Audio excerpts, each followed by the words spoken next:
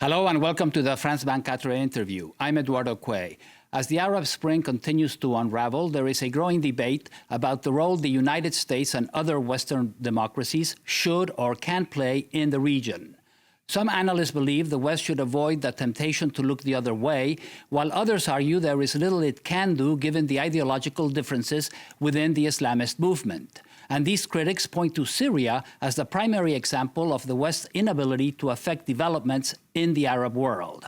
Joining us today from New York is Jean-Marie Guéhenno, former head of United Nations peacekeeping operations and a former Deputy Special Envoy of the United Nations and the Arab League for Syria.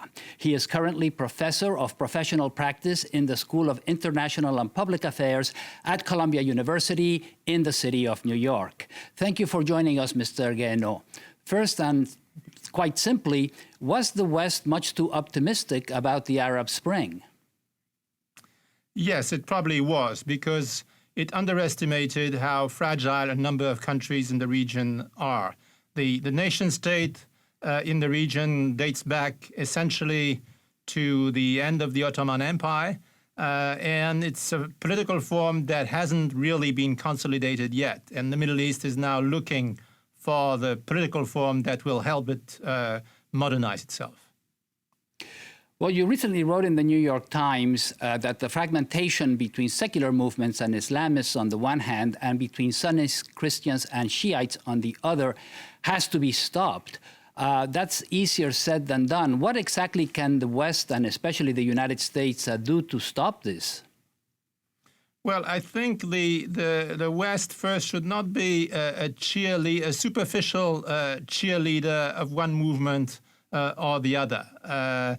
The West has to accept that this is a process that is probably going to last for decades, and it has to be much more careful in the way it throws its weight in one direction or the other. There was a certain degree of naivete after the Egyptian revolution, underestimating that most of the Egyptian problems are problems of economic underdevelopment, poverty, injustice, corruption, and that's what motivates people as much as the search for democracy. Well, would you say that the support for the coup, or at least the lack of condemnation for the coup in Egypt on the part of the United States, has strengthened the argument of those who say that the U.S. and Western Europe are more interested in Arab oil than in Arab democracy?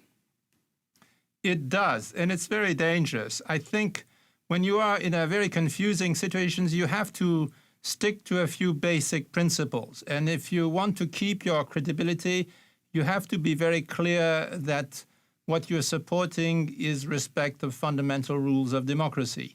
If you throw them by the window, then what is your credibility when you say you're fighting Assad because he's not a Democrat? You lose any credibility, and then you feed a certain degree of suspicion and cynicism in the region that indeed what we're interested in is not at all the welfare of the people, but rather our own economic interests.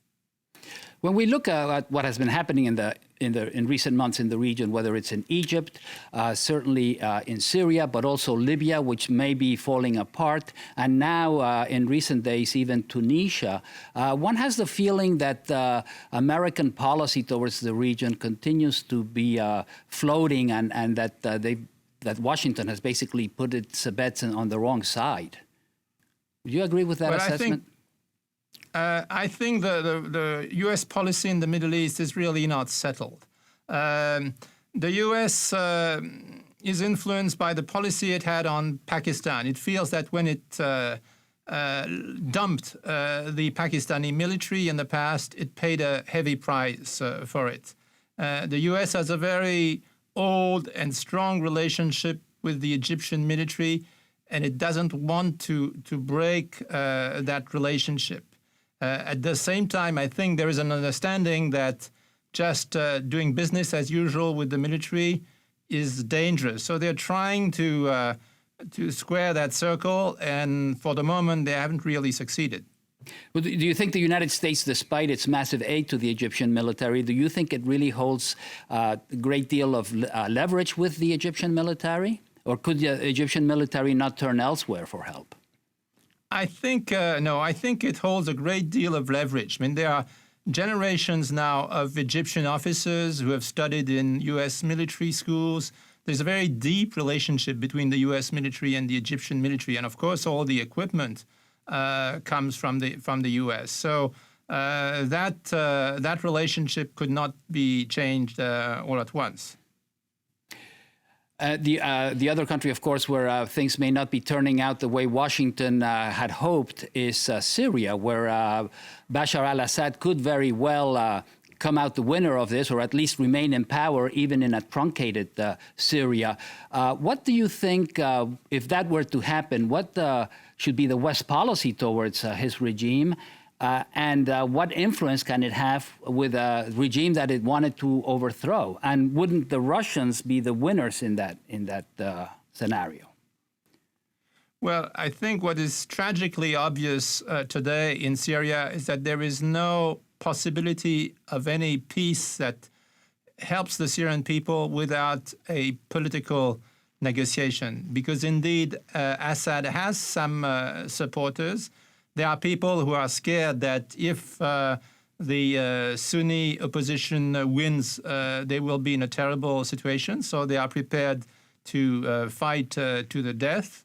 And so without a political arrangement, there will not be peace in Syria. It's true that Bashar al-Assad probably can survive, but it would be by fragmenting the country, and that's not a good option. I think what the West should do much more in Syria is support the efforts of Lakhdar Brahimi, the UN envoy now, to help the US, Russia, and Iran work out some kind of cooperative policy. Are you referring to the proposed Geneva Conference on Syria?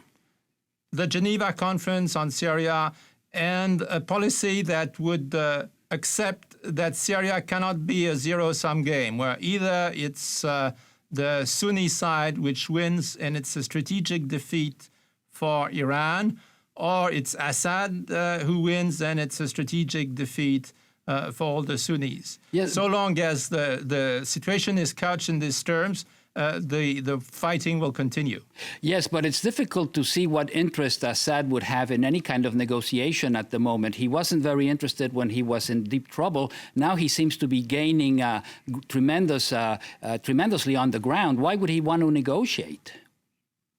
Well, Assad, he has demonstrated that he cannot be pushed aside, as some people thought a year ago. But still, he will have a very hard time regaining control over the whole country. And that's also where the regional powers, the global powers, have a role to play. I think that neither for Russia nor for Iran it's necessary the best thing to have a continued war in Syria. So at some point, there's a common interest in de-escalating.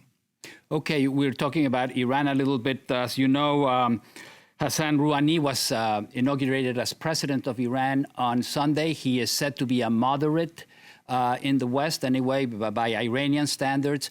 Do you think that his election offers the West a new window of opportunity to engage Iran on its nuclear program and other issues as well?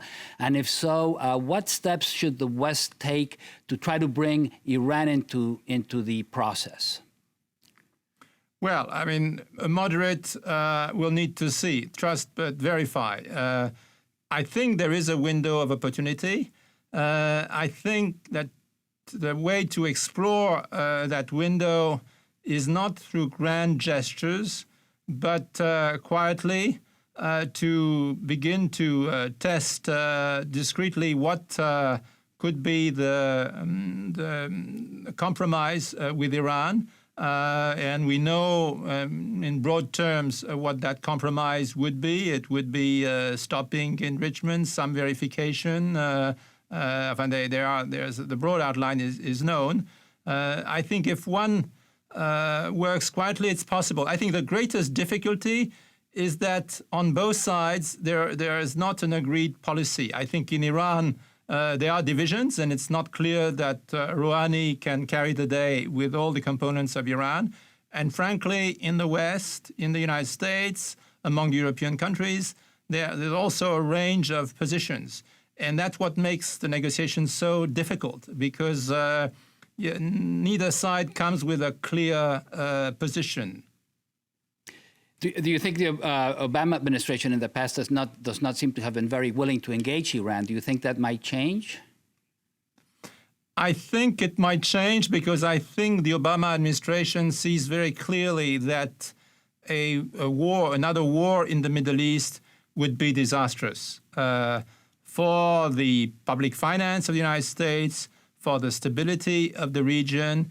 It has no support in the U.S. The U.S. don't want another big external engagement. So the pressure to avoid another military engagement in the Middle East is very high. Thank you so much. The Obama administration. Thank you so much, Mr. Guéhenno. I'm afraid we're going to have to end it here. Thank you for participating on the France 24 interview, and stay tuned for more news here on France 24.